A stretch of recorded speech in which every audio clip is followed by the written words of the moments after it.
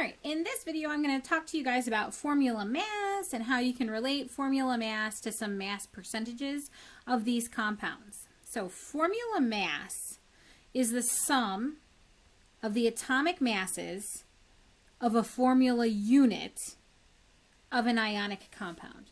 Okay, so let's break that definition down into its pieces so that we can understand each part of it. First off, we have atomic mass.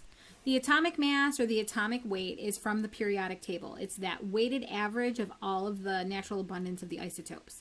So, you know, on your periodic table, if you're looking at it, like hydrogen has an atomic mass of 1.01.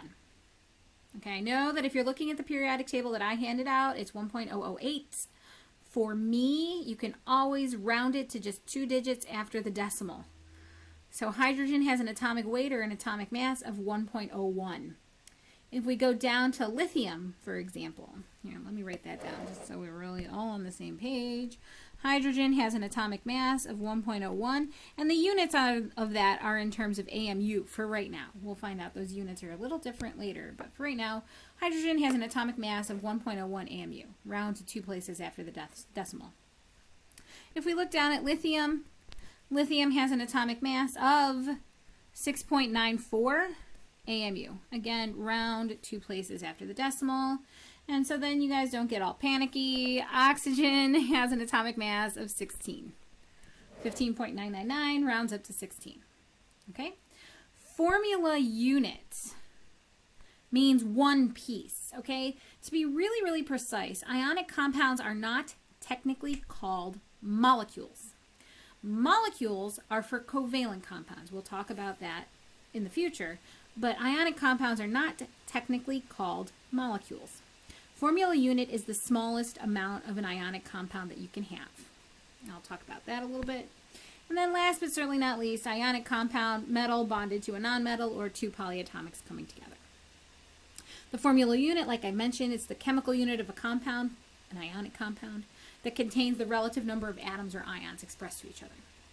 AMU is atomic mass unit. 1 neutron is about 1 AMU, 1 proton is about 1 AMU, 1 electron is nothing.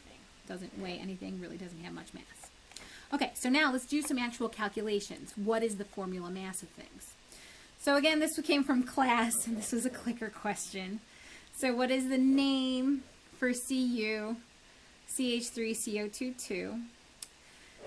So again, copper is a transition metal. We care about what its charge is. That's what we're trying to figure out. CH3CO2 is a polyatomic ion that you just have to memorize. That is acetate, and we have 2 of them. So that means overall this is a -2. Overall then this is a +2.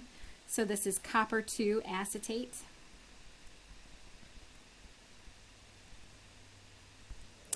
So that's the name for that compound. That was a clicker question from class. Now the real question is, what is the formula mass or the formula weight of copper 2 acetate? What we're going to do is we're going to take an atom inventory. So we talked about atom inventories when we balance chemical equations. We're going to do an atom inventory for this. The formula mass is adding all of them up. So if we look in this copper 2 acetate, we have 1 copper. Copper has a formula mass of 63.55 AMU. Next up, let's look and see how many carbons we have. We've got 1, 2 times 2. So that subscript on the outside goes to everything inside. So we have 2 carbons in the acetate, and we have 2 acetates. So that means in total we have 4 carbons. That means we're going to take 4 times the atomic mass of carbon, which is 12.01 AMU. Next up we have hydrogens. 1 acetate has 3 hydrogens. We have 2 acetate ions present. That means that we have 6 hydrogens. 6 times 1.01 AMU. And last but certainly not least, we have oxygens. We have 4 total oxygens. 4 times 16 AMU. To get the formula mass, you add them all together. So 63.55 plus 4 times 12.01 plus 6 times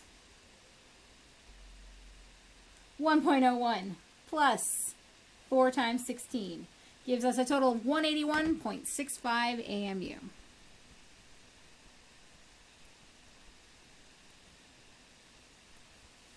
That is as simple as it is. When you get the formula mass of a compound, you add up the atomic weights multiplied by the ratio that they are in there. So 1 copper, 4 carbon, 6 hydrogen. Next up, you can use these formulas for the mass percent. So what is the percent by mass of zinc in zinc 2 carbonate? Zinc 2 carbonate means that we have zinc that has a 2 plus charge. Carbonate has a 2 minus charge. That's what I call a match made in heaven. They come together 1 to 1. So the chemical formula is ZnCO3, 1 zinc for every 1 carbonate. In order to get the formula mass, we're going to take 1 zinc plus 1 carbon plus 3 oxygens. And honestly, guys, you can do this on your calculator. You do not need to show me your work when you figure out formula mass. You can if you want to. I've had some students who have shown me their work because they get nervous about putting things in their calculator. That's fine. Honestly, when I do formula masses, I just put it in my calculator and write a number down. You don't have to show me your work. I'm going to be really explicit about this, though, for right now because we're learning. We have 1 zinc. Zinc has an atomic weight of 65.38 AMU. We have 1 carbon. 1 carbon is 12.01.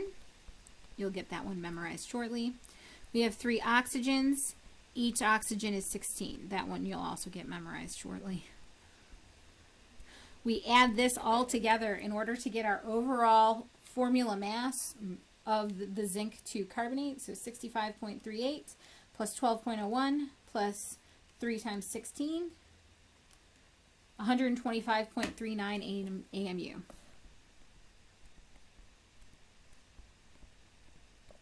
So now we're talking about the mass percent.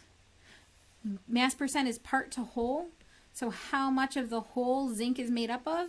So we're going to take the amount of zinc that's in there, 35.38 AMU, divided by the total of 125.39 times 100. Gives us the percent zinc of 65.38 divided by 125.39 times 100. 52.14%.